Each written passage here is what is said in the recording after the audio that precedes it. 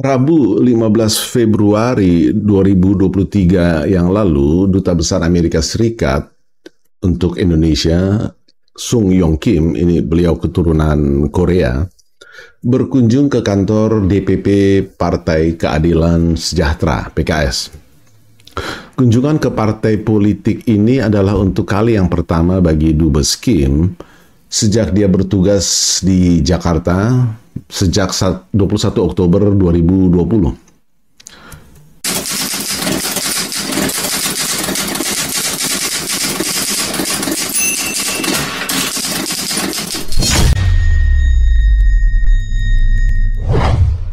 Lalu kunjungan ini di publik Indonesia menjadi ramai.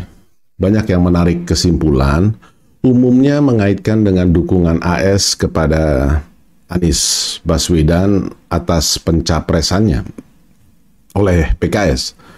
Ada semacam keyakinan konspiratif di publik tertentu, seolah-olah kalau seorang capres didukung AS ya mesti jadi presiden. Saya tidak tahu apakah publik Indonesia juga meyakini bahwa Presiden Joko Widodo itu didukung oleh AS. Padahal kepemilikan Amerika di Freeport dipreteli oleh Presiden Jokowi, jadi tinggal sekitar 49% saja. Setelah puluhan tahun, tidak ada satupun presiden yang berani mencolek soal kepemilikan saham ini. Dubes Amerika Serikat diterima oleh Presiden PKS Ahmad Syahiku dan jajaran pengurusnya. Dubes AS didampingi oleh Political Counselor Kedutaan Kyle Richardson dan deputinya Todd Campbell. Kyle Richardson ini seorang intelektual akademisi yang rajin melakukan stakeholder relations ke berbagai pihak di Indonesia. Jadi bukan tipe yang duduk di balik meja kerjanya saja duduk manis begitu. Anda paham maksud saya kan?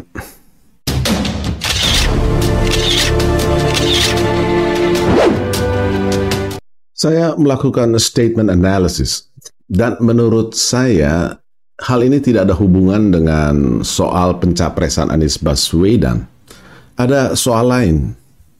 Mari kita cermati konstruksi PR Humas dari kedua belah pihak. Apa statement dari Dubes Kim?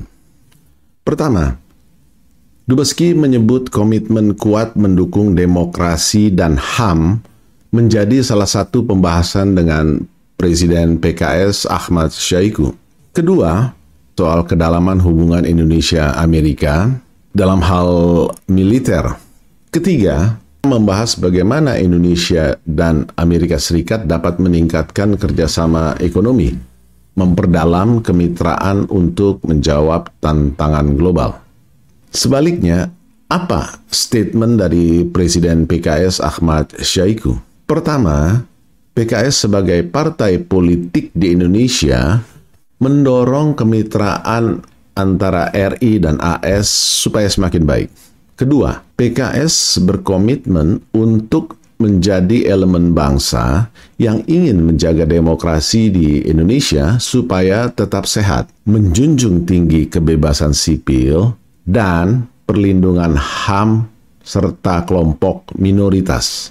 Dari poin 1 statement Dubes Kim dan poin 2 statement Presiden PKS ini, kita bisa melihat korelasi, yaitu soal HAM yang oleh pihak PKS ditekankan khususnya kelompok minoritas. Pertanyaannya, kelompok minoritas mana yang mempertemukan kepentingan AS dan PKS ini? Di mana kesamaan kepentingan AS dan PKS dalam isu HAM kelompok minoritas ini?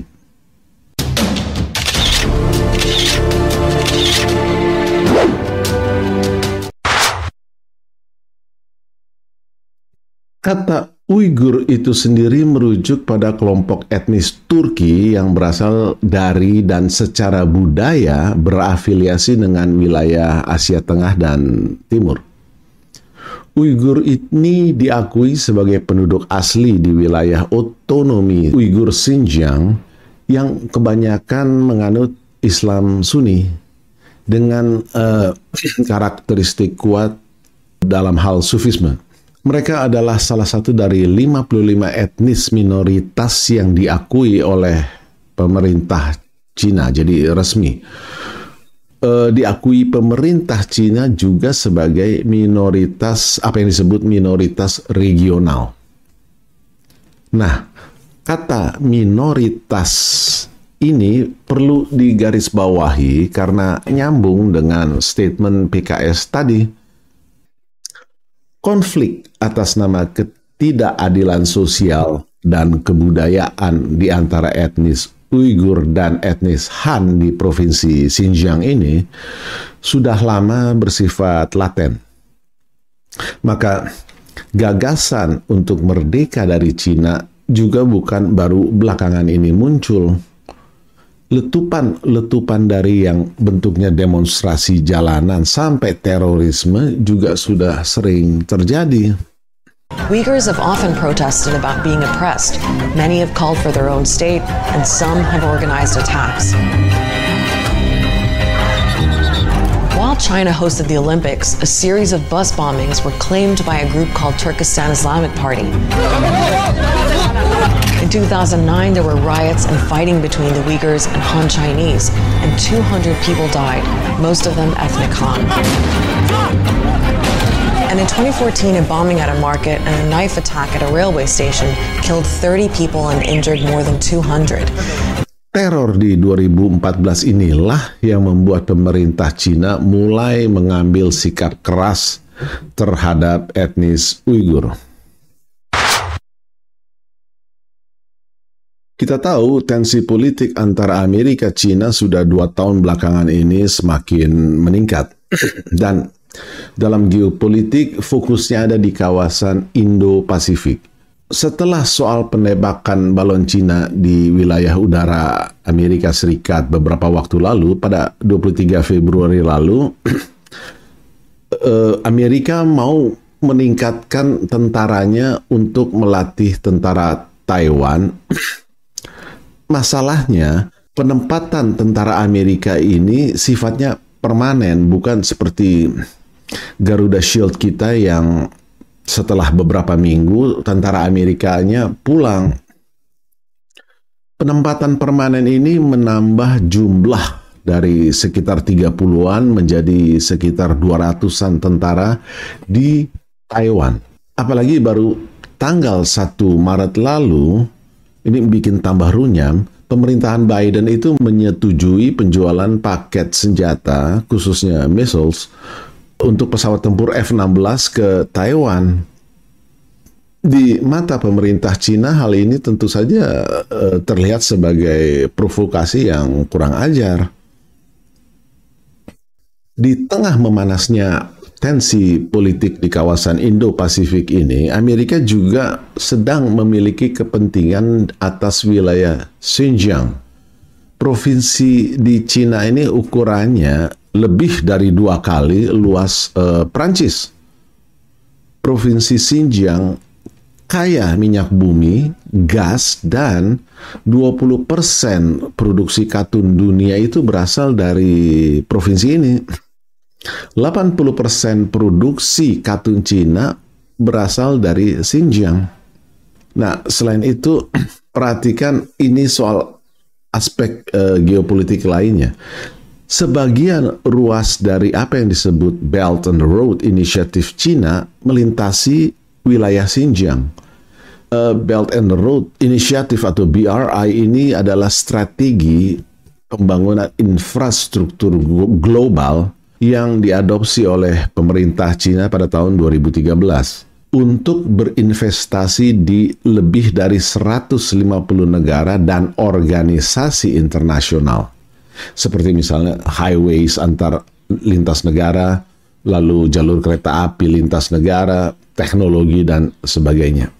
BRI dianggap sebagai inti dari kebijakan luar negeri Xi Jinping yang mendorong Cina mengambil peran kepemimpinan lebih besar dalam urusan global sejalan dengan kekuatan dan posisinya yang meningkat. BRI ini sering dibandingkan dengan Marshall Plan Amerika pasca Perang Dunia Kedua. Dan pada Januari 2023 lalu, 151 negara tercatat telah bergabung dengan skema BRI ini. Selain itu, BRI juga sering disebut sebagai The New Silk Road, Jalan Sutra Baru. Jalan Sutra itu adalah jaringan perdagangan Eurasia antara Eropa Asia yang aktif dari abad kedua sebelum Masehi sampai pertengahan abad ke-15. Jalan Sutra ini memainkan peran sentral dalam memfasilitasi interaksi ekonomi, budaya, politik, dan agama antara hemisfer timur dan hemisfer barat. Sepanjang kira-kira 6.400 kilometer.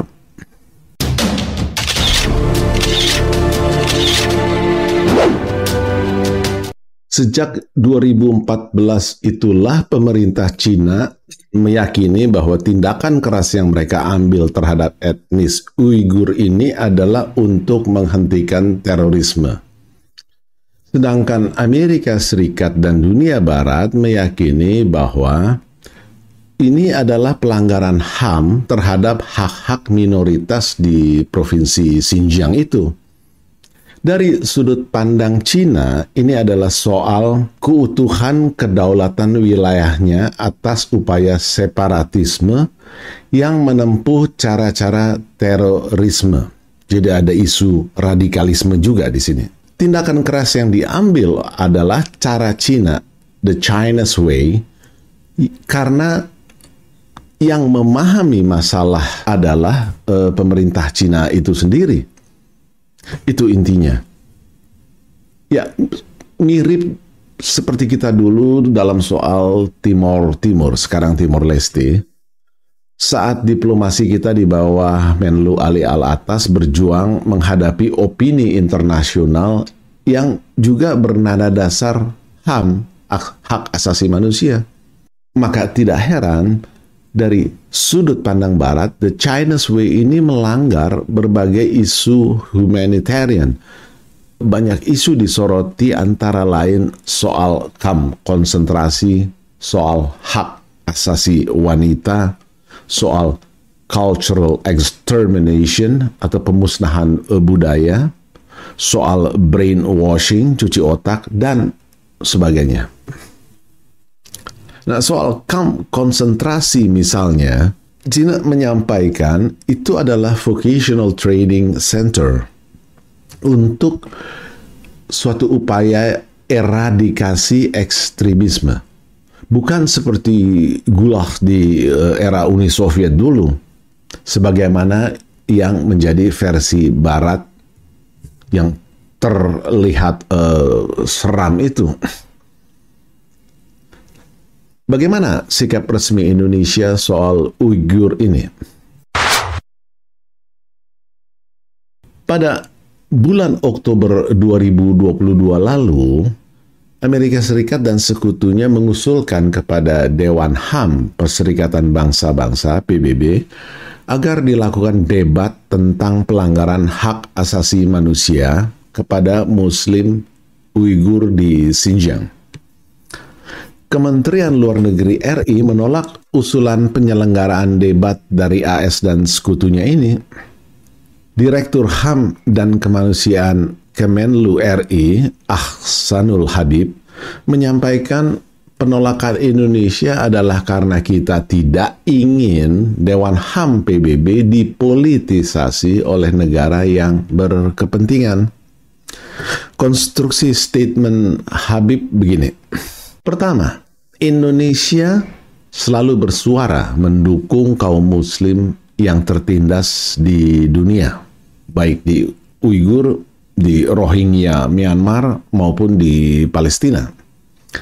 Kedua, usulan pembahasan tentang Muslim Uighur di Dewan HAM PBB oleh AS dan sekutunya adalah politisasi Dewan HAM yang digunakan untuk tujuan-tujuan yang terkait dengan rivalitas politik antara AS dan Cina. Ketiga, mandat pembentukan Dewan HAM PBB bertujuan untuk mengampu dialog yang konstruktif bagi setiap negara secara imparsial. Dewan ini juga berfungsi membangun hasil kesepakatan yang baik dibarengi dengan kemajuan nyata, jadi meaningful progress. Dengan kata lain, Dewan HAM sesuai mandatnya tidak boleh digunakan untuk tujuan-tujuan politis. Sementara Indonesia memandang pendekatan yang diajukan oleh AS dan sekutunya sebagai negara pengusung ide debat itu tidak akan menghasilkan kemajuan yang berarti, terutama karena tidak mendapat persetujuan dan dukungan dari negara-negara yang berkepentingan. Memang, faktanya pada 6 Oktober 2022, PBB akhirnya menolak gagasan AS beserta sekutunya ini melalui voting. 19 negara menolak, 17 negara mendukung, dan 11 negara abstain. Nah, perlu dicatat, mereka yang menolak ini cukup banyak dari negara-negara mayoritas Muslim seperti Uni Emirat Arab, Pakistan, Qatar, dan Somalia. Selain Indonesia sendiri tentu saja. Di antara 11 negara yang abstain ini adalah India, Malaysia, dan Ukraina. Bagaimana sikap resmi PKS soal Uighur ini? Sikap PKS berseberangan dengan kemenangan Cina dan sebagian dunia Islam yang menentang ide AS dan sekutunya untuk melakukan debat di Dewan HAM PBB yang barusan kita bahas. Mari kita simak statement Sukamta, ini anggota Komisi 1 DPR, fraksi Partai Keadilan Sejahtera. HAM dan kemanusiaan lebih utama dibandingkan dengan politik antar negara. Sikap Indonesia dalam masalah Muslim Uighur di Xinjiang sejak masalah ini muncul seakan-akan menjaga jarak atau tidak mau terlibat dengan berbagai alasan yang normatif. Di bulan Desember 2018, Ketua Fraksi PKS DPR RI, Jazuli Juwaini, itu pergi ke Washington DC. Sukamta ikut dalam delegasi PKS ini. Mereka ketemu dengan politisi senior dari Partai Demokrat, David Price, untuk membahas soal minoritas Muslim Uighur di Cina.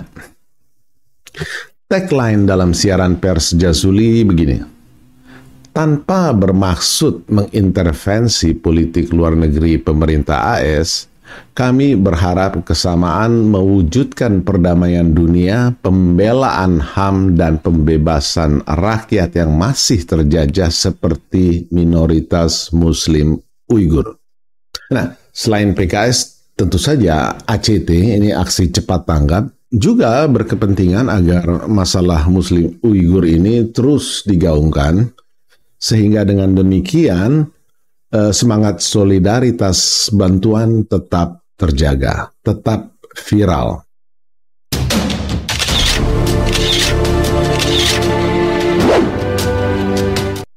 Sekarang sudah jelas PKS dan Amerika Serikat berada dalam satu kubu terkait isu minoritas Muslim Uighur di Provinsi Xinjiang. PKS tentu memiliki kepentingan politik terhadap konstituennya, sedangkan Amerika Serikat memiliki kepentingan geopolitik. Kepentingan PKS dan Amerika ini memiliki titik temu pada apa yang disebut sebagai kolom kelima dalam studi intelijen.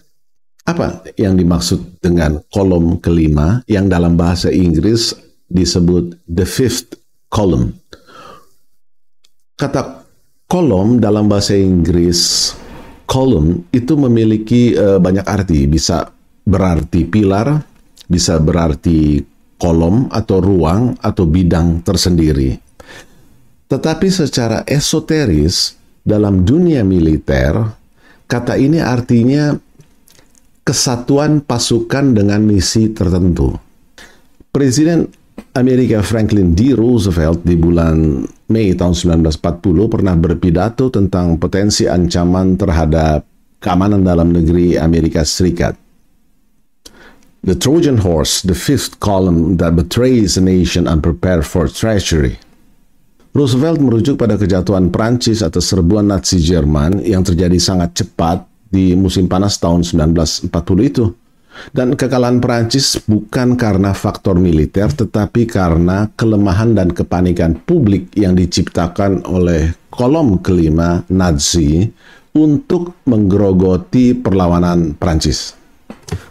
Hari ini dalam studi intelijen, kolom kelima ini didefinisikan sebagai aktor domestik yang bekerja untuk menggerogoti kepentingan nasional melalui kolaborasi dengan musuh eksternal negara.